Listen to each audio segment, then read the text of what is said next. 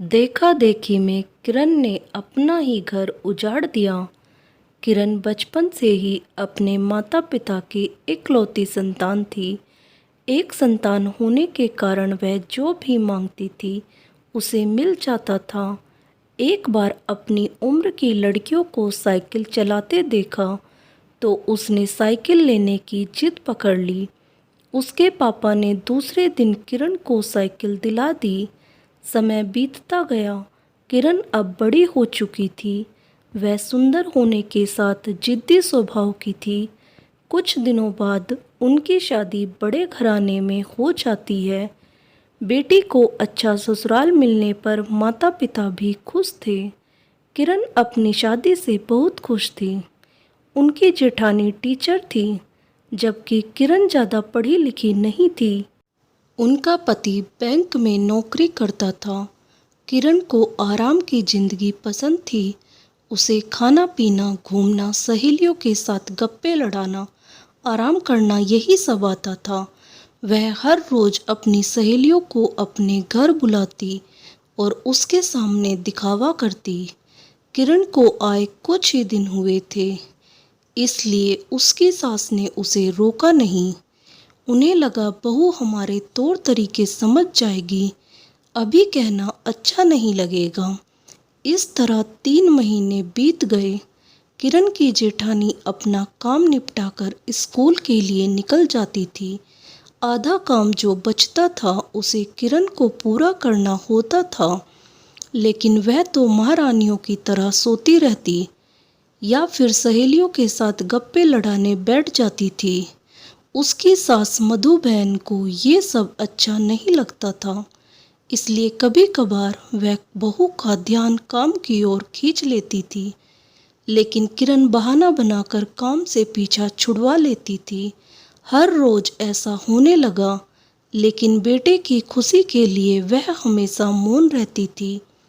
एक दिन उसकी जेठानी को अर्जेंट काम आ गया, इसलिए उसे मायके जाना पड़ा।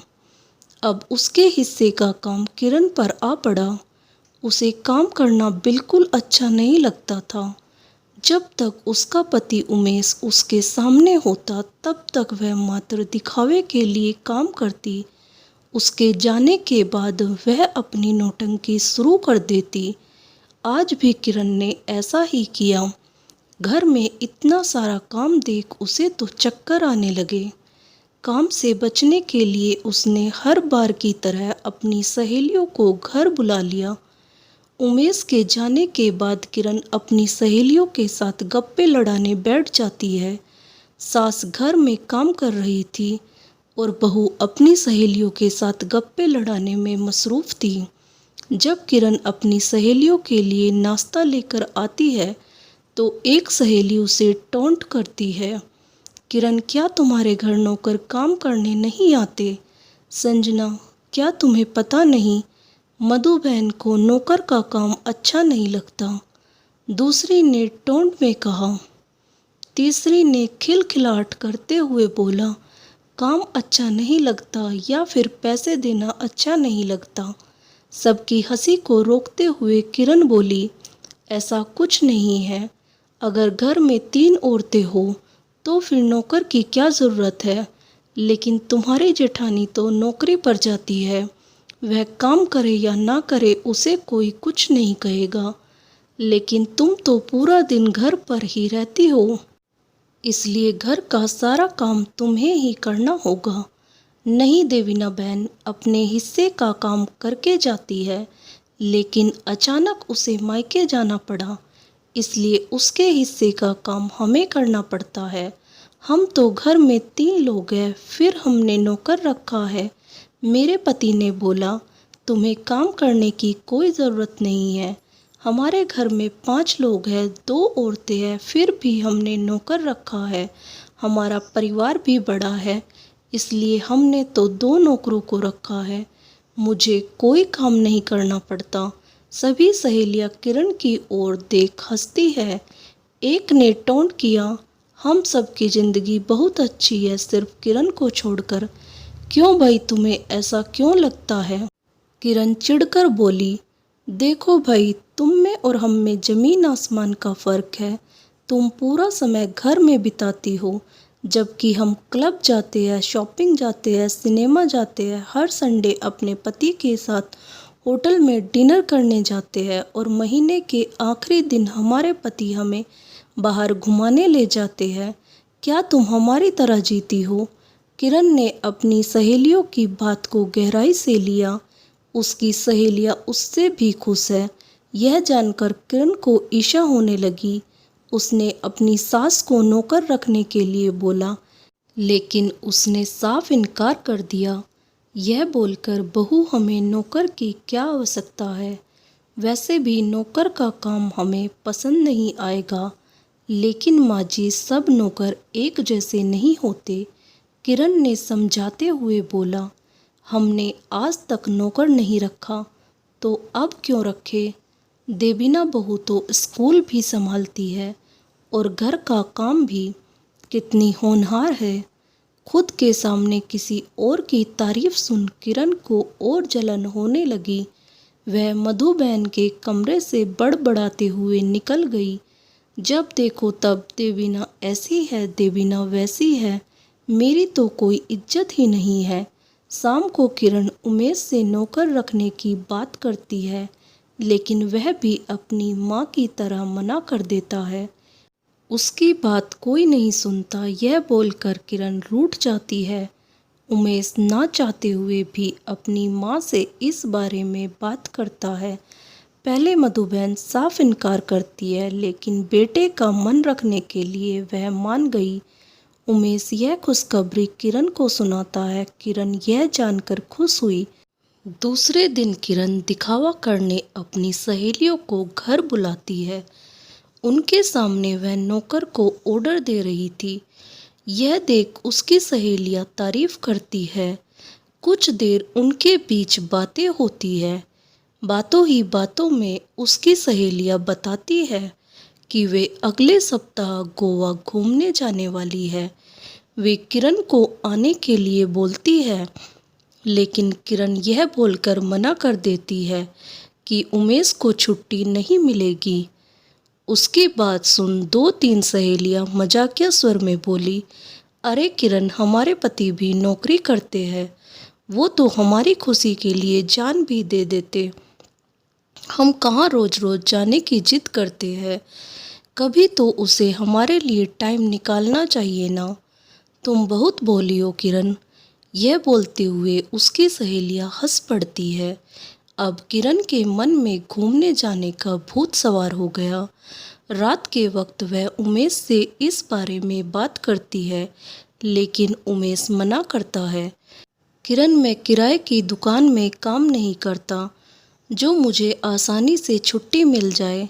यह सुन किरण चिढ़ उठी। काम तो सभी के पति करते हैं, लेकिन फिर भी वे अपनी बीवी को अच्छे से ख्याल रखते हैं, उसे होटल में डिनर के लिए ले जाते हैं, घूमने ले जाते हैं, उनकी हर छोटी से छोटी ख्वाहिश पूरी करते हैं, कितना ख्याल रखते हैं, और तुम हो कि मेरी कदर ही नहीं करते। उमेश मस्ती के मूड में किरण को अपनी बाहों में खींचते हुए बोला, किसने बोला मैं तुम्हारा ख्याल नहीं रखता? मेरी जान, हम दिवाली की छुट्टियों में घूमने जाएंगे, तुम जहाँ बोलोगी हम वहाँ जाएंगे, बस अब तो मुस्कुरा दो। किरण मुस्कुरा दी, ठीक है, लेकिन हम होटल डिनर करने तो जा ही सकते हैं ना? ठीक है, इसके लिए मैं मना नहीं करूँगा। इस तरह छोटी मोटी नोक झोंक के साथ 6 महीने बीत गए। किरण की सास को नौकर का काम जरा भी पसंद नहीं आता था, इसलिए उसने नौकर को छुट्टी दे दी। इस पर एक दिन किरण भड़क उठी।